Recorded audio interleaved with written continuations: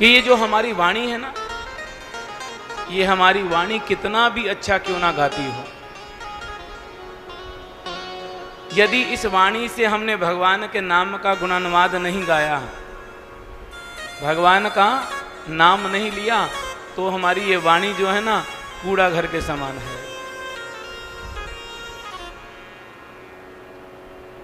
महाराज, मैं आपको अपने पूर्व जन्म की कथा सुनाता हूं। आज वेद व्यास भगवान के आश्रम में नारद जी बैठे हैं और वेद व्यास जी की उस जो मन का भाव है, उसको उदासी को दूर करने के लिए अपने पूर्व जन्म का चरित्र सुना रहे हैं। और पूर्व जन्म का चरित्र सुनाते हुए कहते हैं कि वेद व्यास जी, मैं अपने पूर्व जन्म में एक दासी का पुत्र था और मेरी मां का नाम था वेदवादी।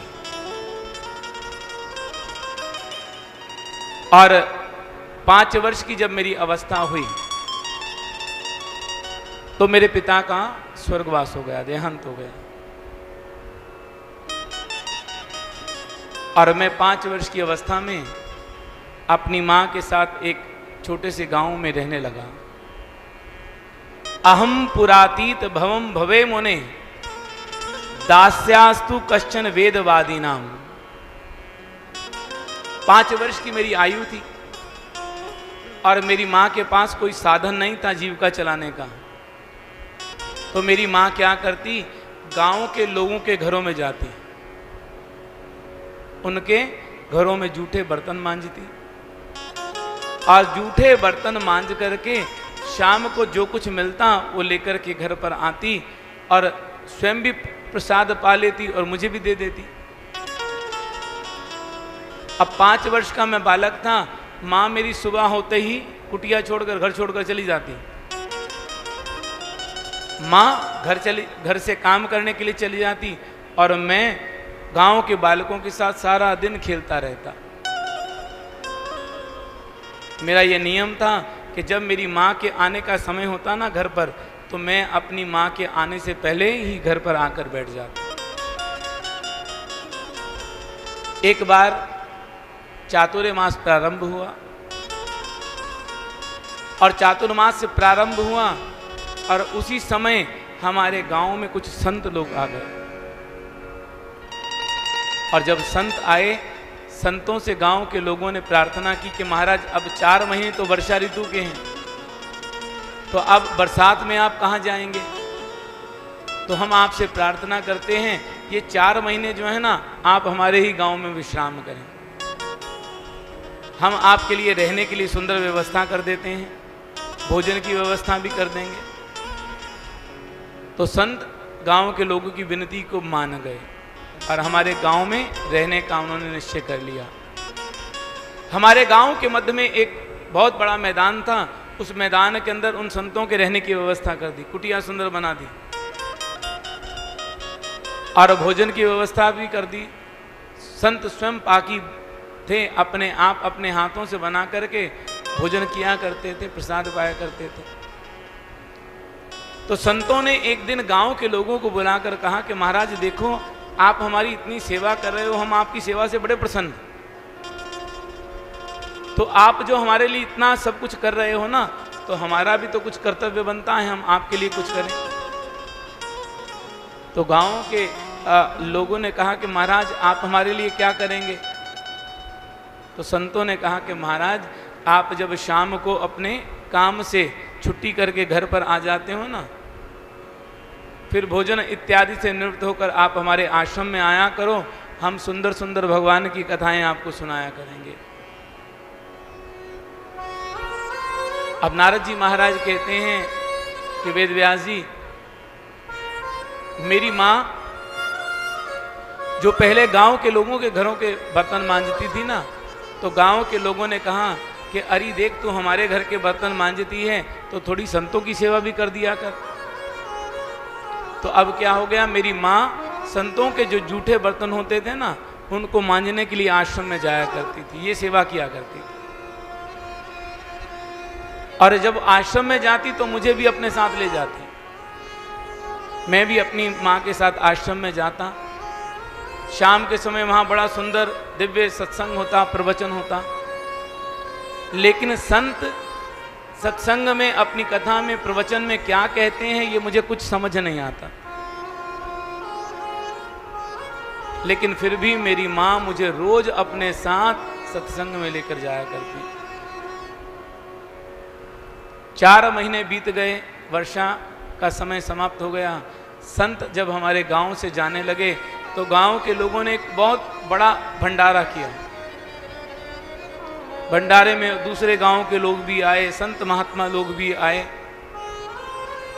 और उस दिन मैं अपनी माँ के साथ बैठ कर के भंडार गृह में जूठे बर्तन मेरी माँ मांज रही थी और मैं वहाँ बैठा हुआ था। तो एक संत आए, संत ने आकर मेरे सिर पर हाथ रखा और कहा कि बेटा तेरी माँ सेवा कर रही है, तो क्या तू कोई सेवा नहीं करेगा? तो मैंने उन संत से कहा कि महाराज मैं तो छोटा सा 5 वर्ष का बच्चा हूं, मैं क्या सेवा करूंगा? तो संत ने कहा कि बेटा जैसा तू छोटा सा है ना, ऐसी छोटी सी सेवा तुझे कोई देंगे। ये सेवा सत्संग का संस्कार जो है ना, ये बचपन से ही अपने बच्चों में डालना चाहिए, क्योंकि बचपन के अंदर जो संस्कार ढल जाएगा, जो बीज बो दिया जाएगा ना, वो फिर बड़ा होकर के जब धर्म रूपी पेड़ बन जाएगा ना, तो फिर ना तो उसका कभी भाव बदलेगा, ना मन इधर उधर भटकेगा, मन एक तरफ लग जाएगा। और आज हमारे साथ एक विडंबना है, और अक्सर मैं ये कहा करता हूं कि आज हम अंधी दौड़ में लगे हुए हैं। हम कुछ जानते नहीं हैं, पहचानते नहीं हैं, बस सब लोग उस तरफ जा रहे हैं और हम उनकी भीड़ में, भेड़ चाल जिसको कहते हैं। धर्म क्या है ये नहीं जानते, धर्म क्या कहता है, हमारा शास्त्र क्या कहता है, पुराण क्या कहता है, ये हम नहीं जानते। लेकिन हम वो भेड़ चाल में लगे हुए हैं, बस सारे लोग वहीं जा रहे हैं तो हम वहीं चलेंगे। अगर ऐसा होगा ना हमारे जीवन में, तो हमारा जीवन कभी भी कल्याणमय मंगलमय नहीं हो सकता।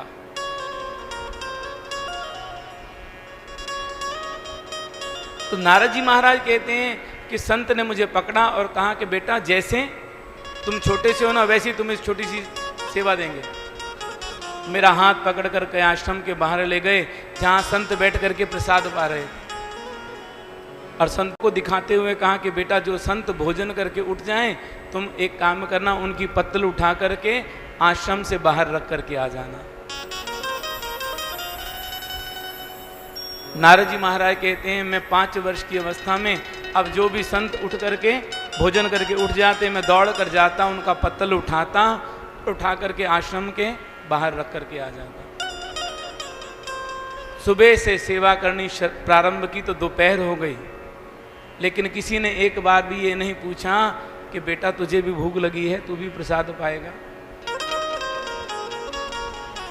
जब भूख से रहा नहीं गया ना, एक संत भोजन करके उठे और उनके पत्तल में थोड़ा सा महाप्रसाद बचा रह गया।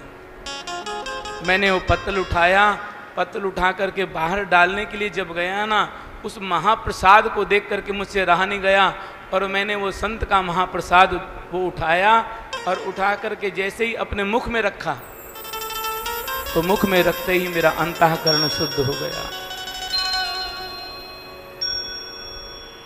ब्रज में इसको कहते हैं सीथ। ये प्रसाद नहीं, एक प्रसाद तो वो है जो हम ठाकुर को भोग लगाकर वितरित करते हैं, लेकिन संतों की थाली में जो प्रसाद बच जाता है ना, उसको कहते हैं महाप्रसाद। और उस महाप्रसाद की चाहना मेरे ठाकुर भी क्या करते हैं, भगवान भी उस महाप्रसाद को पाना चाहते हैं।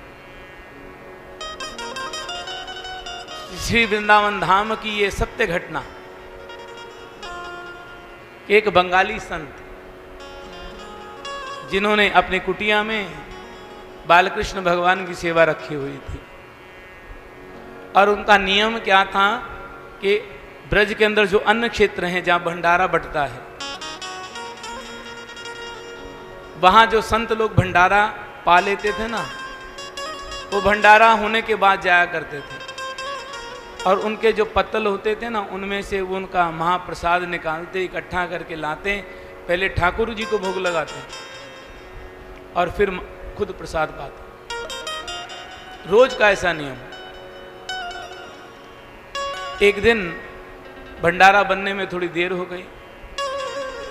अब संत ने मन में विचार किया, मेरे तो ठाकुर जी छोटे से हैं और बालक को भूख जल्दी लग जाती है, तो पता नहीं अब भंडारा कब बनेगा, कब संत लोग पाएंगे, कब मुझे प्राप्त होगा। तो पहले एक काम करता हूँ, अपनी कुटिया में जाता हूँ और जाकर ठाकुर जी को भोग लगा करके आ जाता हूँ। अब संत ने कुटिया में मिश्री रखी हुई थी। अब एक कटोरी में, एक पात्र के अंदर मिश्री थोड़ी सी रखी और बालकृष्ण भगवान को भोग लगा दिया। भगवान को भोग लगाया और भोग लगा करके स्वयं चले गए प्रसाद लेने के लिए। अब ठाकुर जी की लीला देखो, उस दिन प्रसाद के अंदर 56 भोग बने थे, 56 भोग का प्रसाद था। संत ने वो महाप्रसाद इकट्ठा किया, लेकर के आया और आकर कुटिया में बैठ गया और मन में विचार करने लगा कि ठाकुर जी को तो भोग आज लगा दिया, तो ये महाप्रसाद तो अब हमें ही पाना है। अब पत्तल में से वो महाप्रसाद उठाया, उठा करके जैसे ही मुख खोला और अब अपने मुख में रखने लगा, तो अंतःकरण से आवाज आई, अरे ओ दुष्ट, ठाकुर जी को तो मिश्री का भोग लगा दिया, हाँ, और स्वयं 56 भोग पा रहा है, हाँ? अब जैसे ही अंतःकरण से ये आवाज आई ना, तो अब संत अपने मुख में वो प्रसाद रखता है और बाहर भी नहीं निकालता। अगर अपनी जीवा पे प्रसाद रखता है, मुख में प्रसाद, तो अंतःकरण से आवाज आती है, अरे दुष्ट क्या कर रहा है। अगर प्रसाद को मुख से बाहर निकालता है तो प्रसाद की अवज्ञा होती है, अवहेलना होती है। 3 दिन बीत गए, संत अपनी कुटिया में बैठे बैठे रो रहा है, ना तो हाथ को मुख से बाहर निकाल रहा है और ना ही प्रसाद मुख में रख रहा है। 3 दिन के बाद शाम के समय एक 5-6 वर्ष का बालक दौड़ता दौड़ता आया, जिसके घुंघराले बाल, श्याम वर्ण, मोटे मोटे नैना, आकर संत की कुटिया के बाहर खड़ा हो गया। आवाज लगाई, बाबा। दरवाजा खुला हुआ था, बाबा ने आवाज नहीं दी तो दौड़ करके अंदर आ गया और अंदर आकर क्या देखा कि बाबा तो रो रहे हैं। संत की आंखों से झरझर आंसू बह रहे थे। उस बालक ने आकर पहले बाबा के आंसू पोंछे और फिर बाबा से पूछा, अरे बाबा, काऊ ने तेरा अपमान कर दिया क्या? किसी ने तेरा अपमान किया है तो मुझे बता, मैं अभी जाकर उसको सीधा करके आता हूं। लेकिन संत को कुछ समझ नहीं आई, संत कुछ बोल नहीं पाए, संत प्रभु की लीला को समझ नहीं पाए।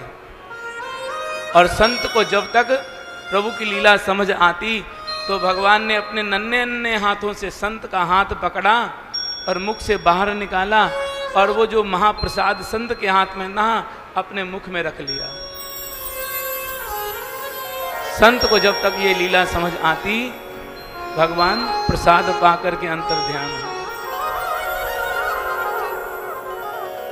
उस महाप्रसाद की चाहना मेरे ठाकुर भी किया करते हैं। नारद जी महाराज कहते हैं, मैंने जैसे ही वो प्रसाद पाया, मेरा अंतःकरण शुद्ध हो गया और मेरा मन जो पहले संसार में लगता था ना, वो संसार में लगना छूट गया। अब मेरा मन परमात्मा के साथ, गोविंद के साथ जुड़ गया। भंडारा खत्म हुआ, संत जाने लगे और जब संत जाने लगे, मैं दौड़कर संतों के पास गया, जाकर प्रणाम किया और कहा कि महाराज, मैं भी आपके साथ चलूंगा। आप जहां जाओगे मैं आपके साथ साथ जाऊंगा। आप जो सेवा मुझे दोगे मैं आपकी वो सेवा करूंगा, लेकिन आप मुझे अपने साथ ले चलो। संतों ने कहा, नहीं बेटा, अभी तू हमारे साथ नहीं जा सकता, क्योंकि अभी तेरे ऊपर एक भार है। तो मैंने उनसे पूछा मेरे ऊपर क्या भार? तो संतों ने कहा तेरी माँ का भार। पहले तो अपनी माँ के साथ रहे, माँ की सेवा कर, और जब तेरी माँ इस संसार को छोड़कर चली जाएगी ना, तब हमारे पास आना। लेकिन जब मैंने बार बार उन संतों से ये प्रार्थना की तो संतों ने कहा अच्छा, हम तुझे एक मंत्र देते हैं, एक माला देते हैं, और जो मंत्र हम तुझे देकर जाएंगे ना, तू उस माला पर उस मंत्र का जाप करना। तो पहली ठाकुर की कृपा हुई कि संतों का संग मिला। नारद जी महाराज कहते हैं दूसरी कृपा हुई कि संतों के मुख से गुरु मंत्र मिल गया। संतों ने एक माला झोली भी दे दी, और मैं बड़ी प्रसन्नता के साथ अपने घर पर आ गया, कुटिया में आ गया, और कुटिया में आकर संतों ने जो मुझे मंत्र दिया उस मंत्र का जाप करने लगा।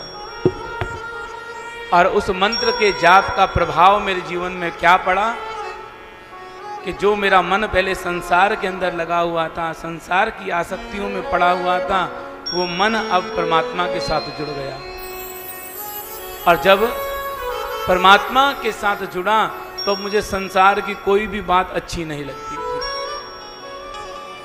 अब तो मन केवल एक ही बात कहता कि जितना हो नाम सुमिरन कर, जितना हो भजन कर, जितना हो नाम जप कर। पहले बालकों के साथ खेलने जाता था, अब कुटिया में बैठ करके भजन करने लगा।